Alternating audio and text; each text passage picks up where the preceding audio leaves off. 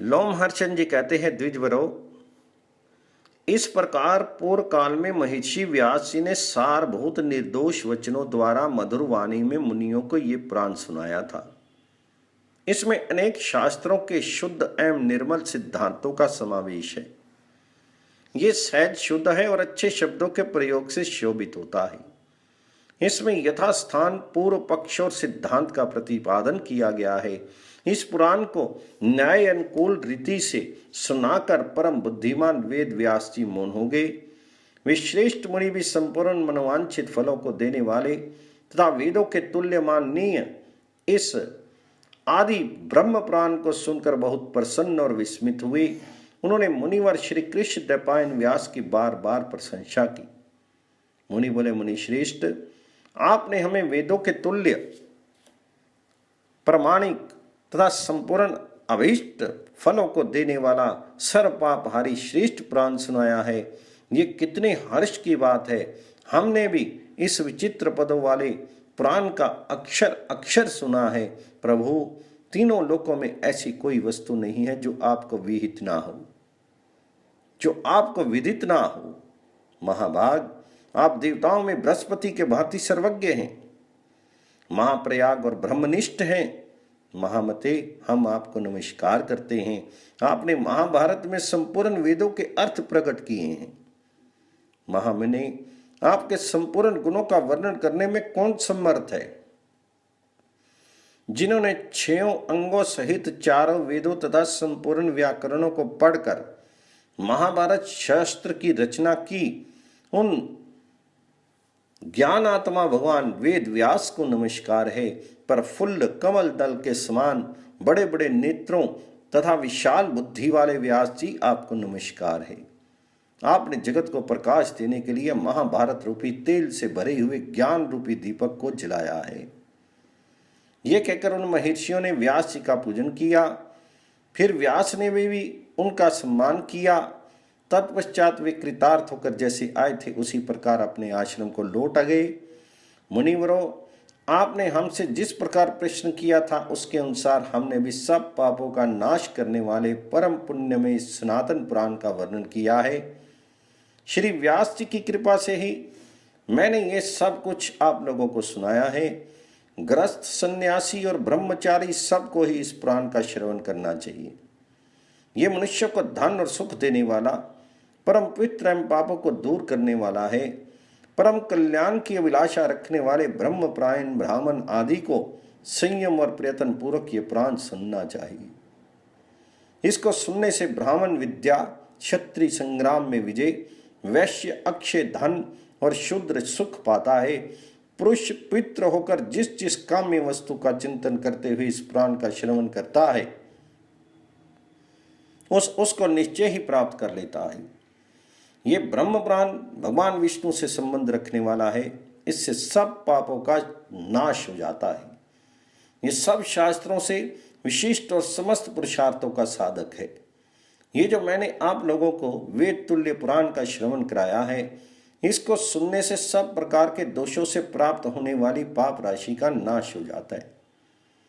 प्रयाग, पुष्कर, कुरुक्षेत्र तथा आबू में उपवास करने से जो फल मिलता है वह इसके श्रवण मात्र से मिल जाता है।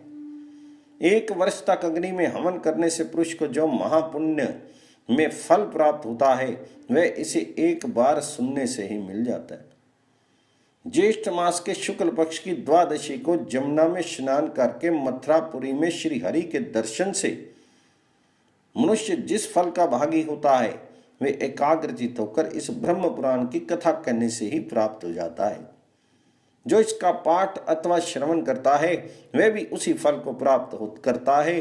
जो मनुष्य प्रतिदिन श्रद्धापूर्वक इस वेद सम्मित पुराण का पाठ या श्रवण करता है वह भगवान विष्णु के धाम में जाता है। और जो ब्राह्मण मन और इंद्रियों को संयम में रखकर पर्वों के दिन तथा एकादशी और द्वादशी तिथि को ब्रह्म पुराण बाँचकर दूसरों को सुनाता है वह वैकुंठ धाम में जाता है। यह पुराण मनुष्यों को यश, आयु, सुख, कीर्ति, बल, पुष्टि तथा धन देने वाला और अशुभ स्वप्नों का नाश करने वाला है।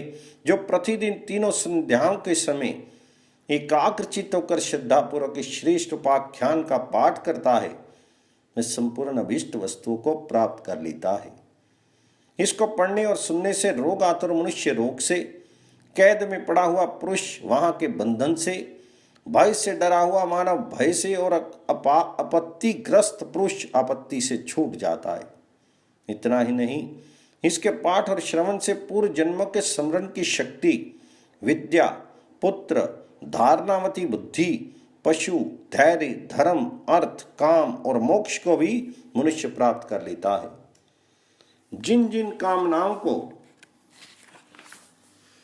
मन में लेकर मनुष्य संयचित से इस पुराण का पाठ करता है, उन सब की उसे प्राप्ति हो जाती, इसमें तनिक भी संदेह नहीं है।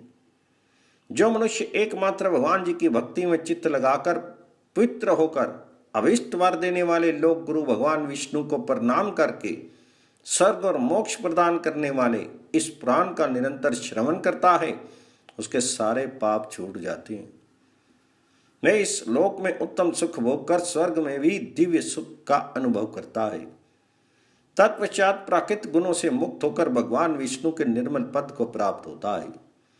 इसलिए एकमात्र मुक्ति मार्ग की इच्छा रखने वाले सधर्मपरायण श्रेष्ठ ब्राह्मणों को, मन और इंद्रियों को वश में रखने वाले कल्याणकामी उत्तम क्षत्रियों को, विशुद्ध कुल में उत्पन्न वैश्यों को तथा धर्मनिष्ठ शूद्रों को भी प्रतिदिन इस पुराण का श्रवण करना चाहिए। ये बहुत ही उत्तम, अनेक फलों से युक्त तथा धर्म, अर्थ एवं मोक्ष प्रदान करने वाला है। आप सब लोग श्रेष्ठ पुरुष हैं, अतः आपकी बुद्धि निरंतर धर्म में लगी रहे। एकमात्र धर्म ही परलोक में गए हुए प्राणी के लिए बंधु की भांति सहायक है। धन और स्त्री आदि भोगों का चतुर से चतुर मनुष्य भी क्यों ना सेवन करे, उन पर ना तो कभी भरोसा किया जा सकता है और ना वे सदा स्थिर ही रहते हैं। मनुष्य धर्म से ही राज्य प्राप्त करता है, धर्म से ही स्वर्ग में जाता है और धर्म से ही मानव आयु, कीर्ति, तपस्या एवं धर्म का उपार्जन करता है और धर्म से ही उसे मोक्ष की प्राप्ति होती है। इस लोक में तथा परलोक में भी धर्म ही मनुष्य के लिए माता पिता और सखा है। इस लोक में भी धर्म ही रक्षक है और वही मोक्ष की भी प्राप्ति कराने वाला है। धर्म के सिवा कुछ भी काम नहीं आता। ये श्रेष्ठ पुराण परम गोपनीय तथा वेद के तुल्य प्रमाणिक है। खोटी बुद्धि वाले और विशेषतः नास्तिक पुरुष को इसका उपदेश नहीं देना चाहिए। ये श्रेष्ठ पुराण पापों का नाश तथा धर्म की वृद्धि करने वाला है, साथ ही इसे अत्यंत गोपनीय माना गया है। मुनियों, मैंने आप लोगों के सामने इसका कथन किया और आपने भी इसे भली भांति सुन लिया। अब आज्ञा दीजिए, मैं जाता हूं। श्री ब्रह्म पुराण संपूर्ण।